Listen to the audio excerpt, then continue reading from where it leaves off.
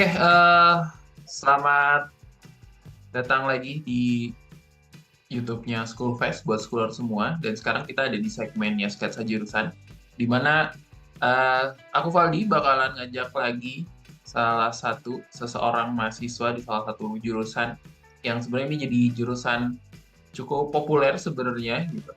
Dan apakah memang dalamnya itu seperti kepopulerannya gitu ya, kita langsung nanti bisa langsung ngobrol aja sama narasumbernya. Dan sekarang ada Daniar.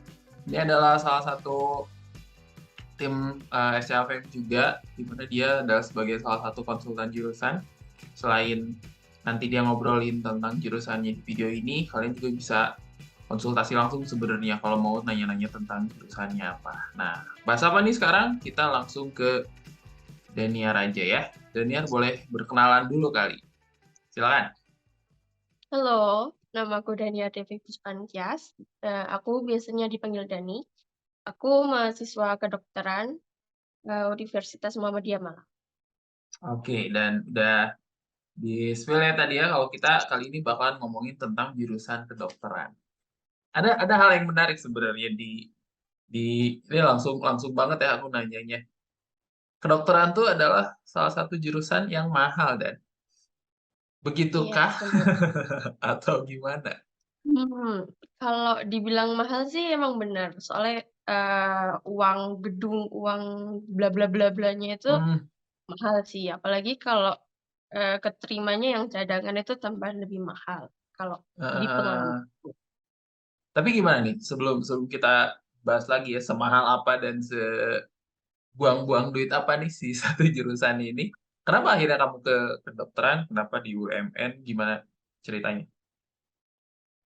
Untuk kenapa di kedokteran, kalau, mau dijawab yang lebih masuk akal, itu tuh, karena aku basic-nya suka biologi, suka Oke. anatomi manusia, suka belajar penyakit-penyakit manusia, karena dari Hmm, kecil hmm, hmm. emang dicekokin itu sama orang tua, gitu. Jadi ya BTW udah, orang tua ngalir dokter aja juga. gitu.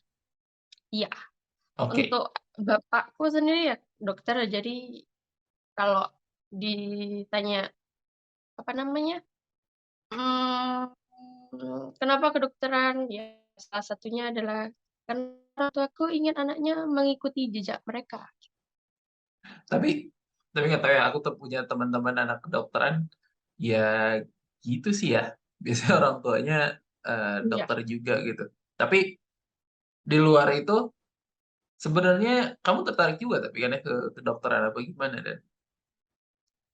Kalau bilang tertarik sih sebenarnya tertarik. Soalnya tuh dari kecil tuh kayak di kayak aku lebih difokuskan belajar IPA, biologi, gini-gini, dan waktu waktu masih SMP, SMA itu tuh ya lagi suka-sukanya gitu belajar kayak anatomi manusia, kayak, eee, gimana biologi.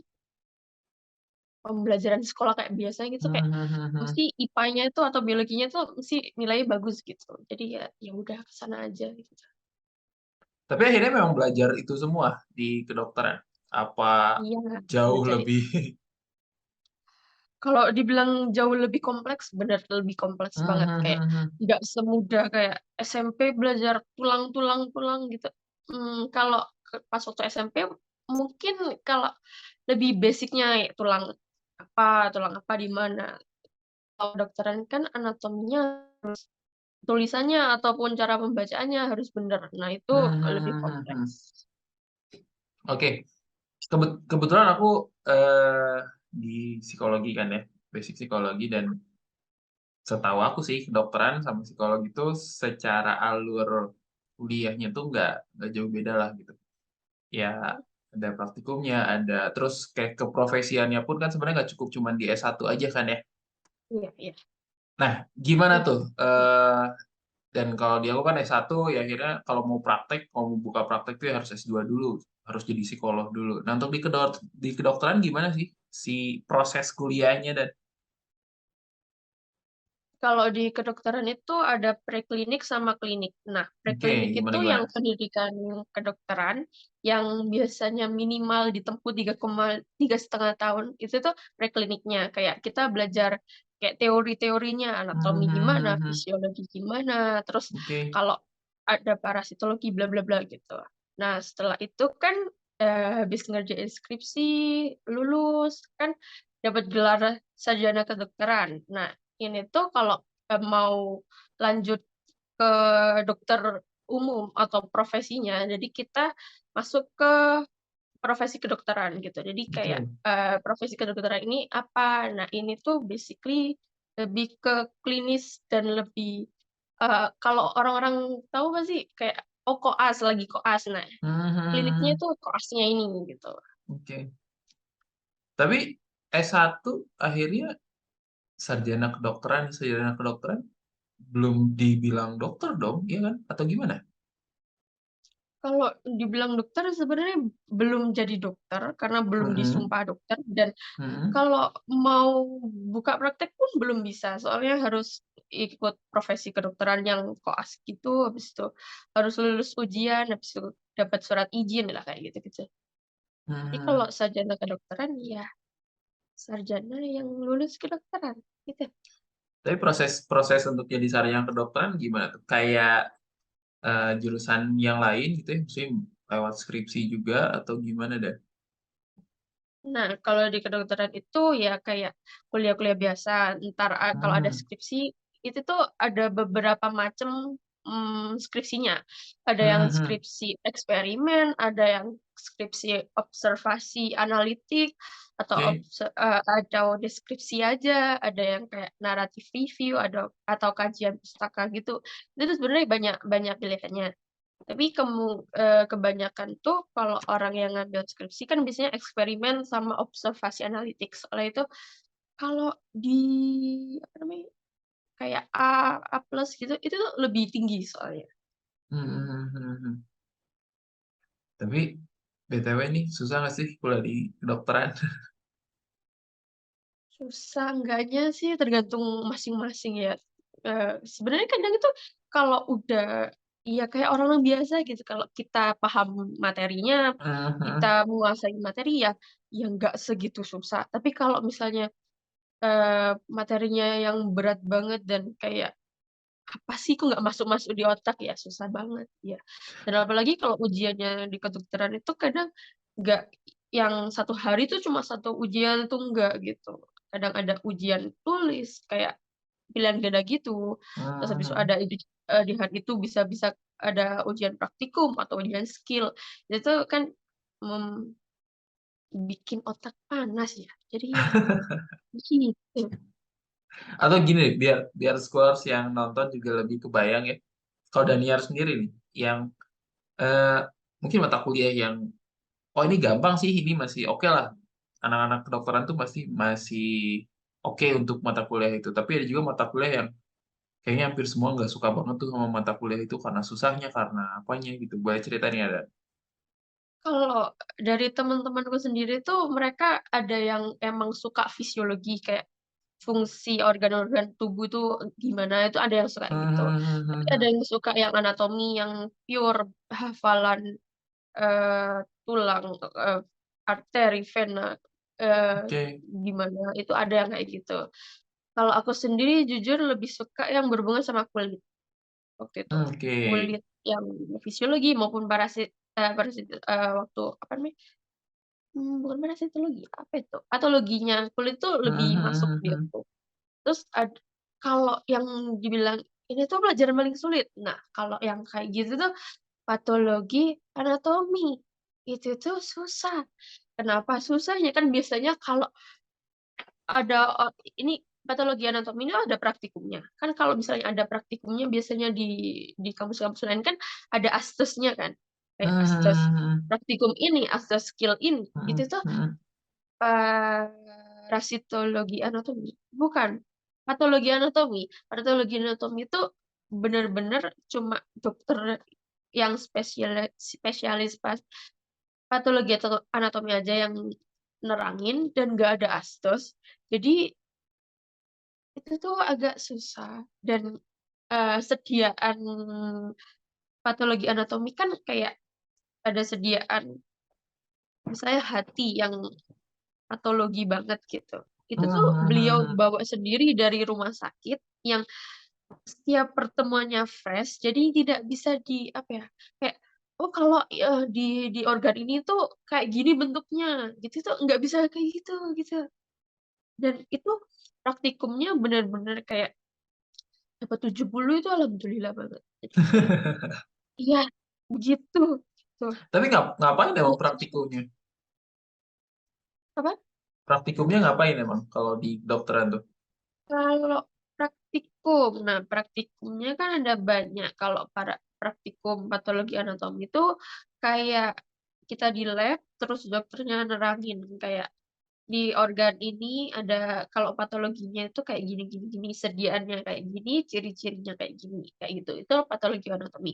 Kalau praktikum histologi, ya kayak praktikum histologi biasanya kita lihat di mikroskop, terus digambar, nih ada, Mhm mhm. kelainan apa di sini bla bla bla gitu.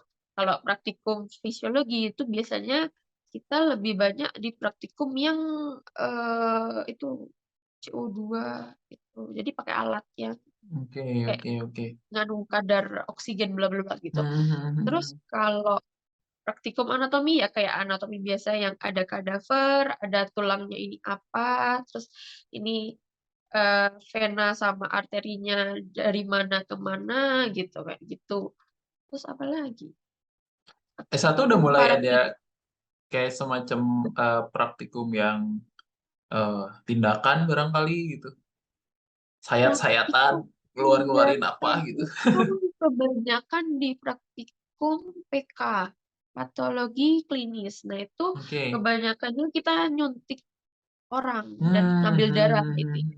mhm. Itu yang kalau mau mencoba ya silakan menusuk-nusuk gitu. Jadi intinya kalau Tapi yang pada takut darah udah aja selesai ya kalau di kedokteran ya? sebenarnya iya, soalnya kalau entar koas pun kita lihat kayak masuk ke operasi, ke tempat operasi, Mmm, kita mhm mhm. disuruh gini-gini kan ya darah semua tuh. Jadi agak susah sebenarnya kalau takut darah gitu. Tapi emang Oke. kalau, eee eee, teman-temanku yang koas itu kayak cerita kayak, "Kalau koas enggak melulu lihat darah kok, entar kayak ada yang jaga siapa gitu, jadi Mhm gantian gitu mhm. biar semua ngerasakan," gitu. Mhm mhm. Nah, tapi kalau untuk proses koas tuh berarti after sarjana kedokteran apa gimana dan itu tuh? Kalau waktu koas itu kita nyelesain skripsi, habis itu kan skripsi selesai kita yudisium dan Mhm. wisuda dapat, gelar sarjana kedokteran. Nah kalau, kita lanjut ke profesi kedokteran itu, ya kayak biasa kayak kayak apply lagi, terus di Mhm situ ada mhm. kayak, kalau di kampusku itu ada kayak 1 bulan full kita di pelatihan skill buat nanti di rumah sakit gimana. Dan itu Oke. entar ada kayak ujiannya kalian lolos apa enggak. Nah, kalau udah lolos di yudisium, entar itu kita kayak dipilihin, dapat kayak kopiokan dapat koasnya di mana. Mmm, mhm Kalau mhm. di kampusku gitu. Berarti koas tuh akhirnya memang sudah jadi mahasiswa profesi ya? Iya, benar. Oke oke oke. Nah, dan aku jadi bayang gini sih, sebenarnya kalau, kedokteran, kalau aku nanya nanya tentang prospek kerja gitu ya udah pasti jadi dokter ya nggak sih? Iya. Atau gimana? Atau bahkan kayak misalnya anak-anak S1 gitu, S1 kedokteran, sarjana kedokteran, mereka, eee, nggak mungkin nggak nerusin profesi dong atau seperti apa? Kalau, prospek kerjanya sebenarnya, banyak juga kalau di kedokteran. Salah satunya kan Mmm, kalau misalnya kita lanjut profesi, entar itu kita bisa, dapat, gelar dokter dan bisa dapat kalau kita lanjut ke internship itu kita bisa dapetin surat izin buat buka praktek mandiri. Nah, kalau oke. udah dapat gelar dokter kan kita bisa ke rumah sakit jadi dokter, Mhm mhm. atau ke puskesmas atau, praktek mandiri gitu, Yap. dokter di situ gitu.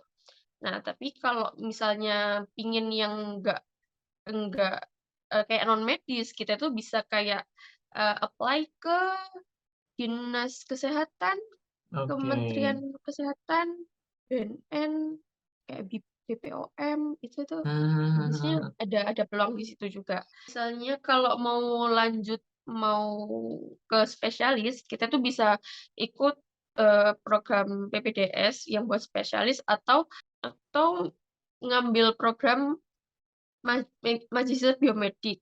Nah, tapi juga Hmm. ada kesempatan kalau kita mau jadi dosen itu biasanya bisa jadi dosen atau jadi dosen yang ngelakuin penelitian juga bisa, atau Hmm. menjadi pure penelitian buat meneliti suatu penyakit itu juga bisa sih. Oke. Dan kalau misalnya kayak tadi kerja di dinas kesehatan barangkali atau misalnya di BNM dan lain-lain, itu sebenarnya sarjana kedokteran pun udah bisa ya buat nge-apply kayak gitu atau memang tetap harus profesi? Kalau kebanyakan sih profesi sih Kak. Tapi Hmm. nggak tahu juga kalau sekarang ada kan tergantung itunya. Penerimanya juga ya, tergantung Iya, spesifikasi pekerjaan cari ya. Oke, tapi lebih tapi enak aku, kalau udah gimana? profesi sih. Soalnya kan udah Ya, bisa ya, ya, ya, praktek ya, pasti, mandiri pasti. juga gitu gitu. Betul, betul, betul. Nah, jadinya nyambung ke poin pertama tadi dan kedokteran tuh semua orang tahu lah gitu, ini jurusan mahal. Dan kalau tadi nyambung ke prospek kerjaan, katakanlah gitu ya, eh, bisa nggak sih atau secepat apa sih kita ketika misalnya udah jadi dokter bisa balikin modal waktu zaman kuliah gitu? Hmm, agak susah kalau balikin modal soalnya tuh kalau mau jujur-jujuran di Indonesia pun gaji dokter itu nggak nggak segitu mahal gitu. Kecuali Oke. kalau misalnya kalau di kedokteran kan kita ada kayak eh, pengumpulan SKP dan itu bisa kayak naik tingkat gitu. Kalau di Hmm. PNS kan ada kayak tingkatan ini nih berapa berapa kan Golongan-golongan ya. gitu. Ya kayak golong-golongan itu. Tapi kalau misalnya nggak jadi PNS pun sebenarnya lebih mahal, lebih lebih mahal dikit gajinya itu. Gitu. Oke, oke. Ya itu sih, balik lagi. Dan mungkin beda ya kalau udah punya spesialisasi sendiri. Makanya itu pasti tuh Iya. kalau udah kita berobat, terus minta dokter spesialis, kan mahalnya luar biasa ya. Kalau spesialisasi sih kayak gampang, mau balik modal itu gampang. Iya, iya, iya, betul, betul, betul, betul, betul. Oke, dan sebenarnya kalau misalnya di kedokteran sendiri ada semacam ini nggak sih, dan entah itu mungkin kebudayaannya atau eh, misalnya iklim kuliahnya itu tuh ada yang khusus gitu di kedokteran yang memang jadi berbeda sama jurusan-jurusan yang lain. Kamu ada nangkep itu nggak sih? Contohnya apa ya? Kayak misalnya nih kalau eh,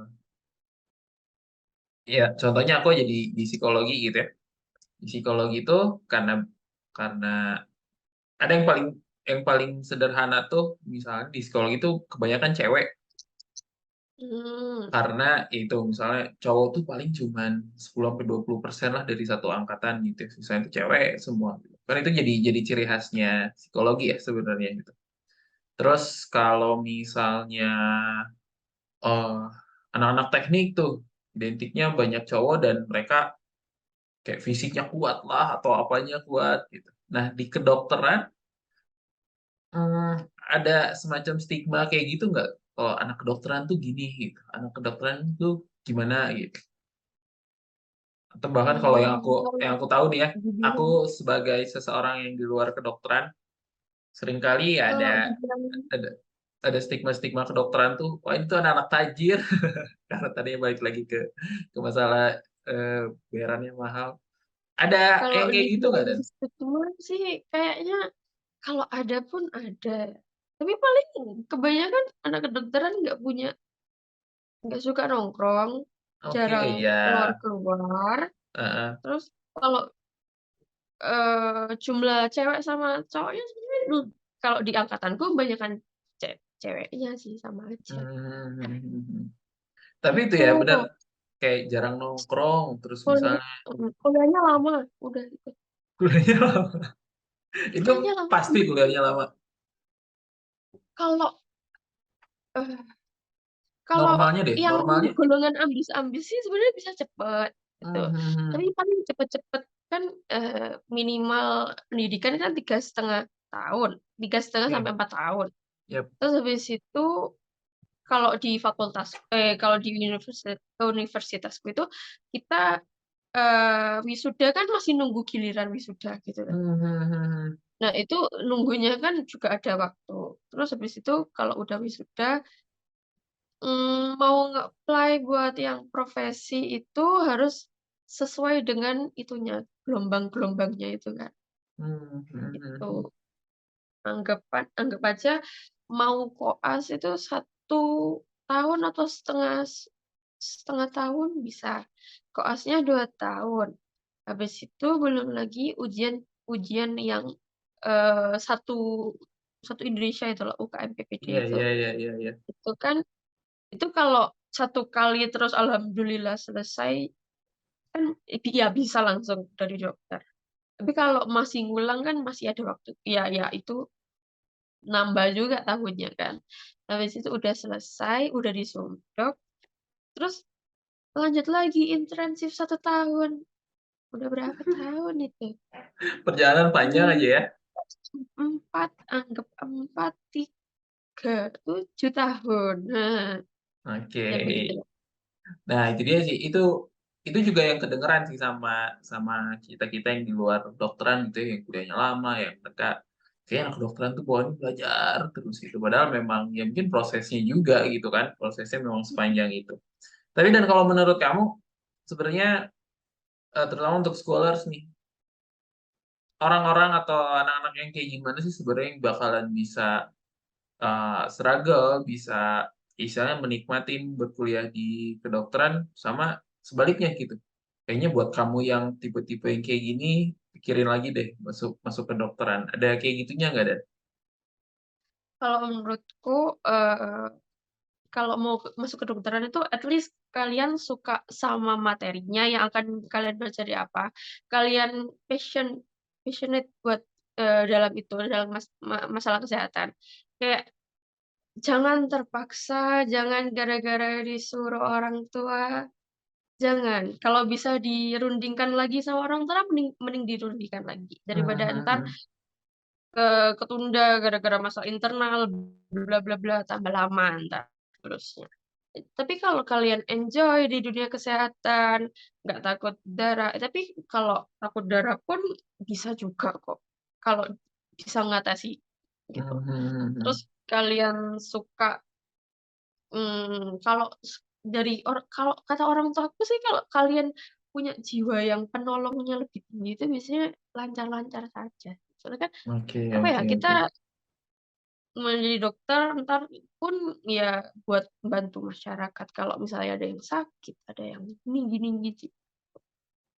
Oke, oke, oke. Tuh. Kalau suka dukanya apa, Dan? Suka sukanya tuh banyak teman. Eh, terus materi pasti kayak terbaru terus gitu loh 1 tahunnya. Iya, Soalnya iya, iya, iya, betul, betul. kedokteran kayak sumber yang harus kredibilitasnya tinggi gitu, bla bla gitu.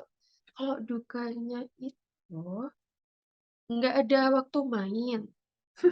Terus anak-anaknya entah kenapa di angkatan saya itu ambis-ambis ya. Jadi ya itu bisa jadi poin plus kalau kalian mau Hmm, hmm, hmm, hmm. mengambis juga bareng banyak temennya. Tapi kalau yang pingin santai-santai ini berasa kayak apa ya, mulu-mulu gitu.